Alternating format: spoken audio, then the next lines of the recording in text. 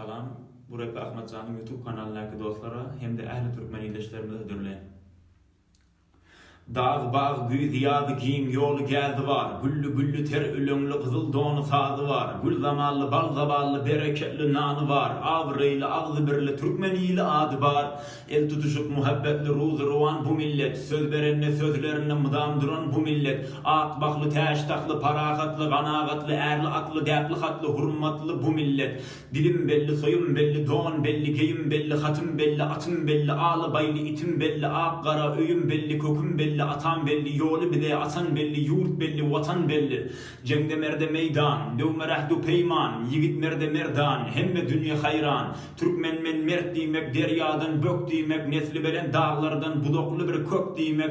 Yaralanır hem tebip yalı, cengden korkman habib yalı, ödünü tutman hiç hasan, pullu da bolsa garip yalı. Biz biriksek dünya titrer, Türkmen dünyada diymek gepiken, astaklarımız köynöklerden gitmez Türkmen kölevet yerden, katlaşsak biz başka maattan, Türkmen sahra aşkavaattan, depede yekece tanrıyım, korkuyumuz yok başka dağıttan. Düşmanlar bolsa köpek biz derede geden kurt, ayak koyan yerimiz, bolar bize yurt. Sağ olun.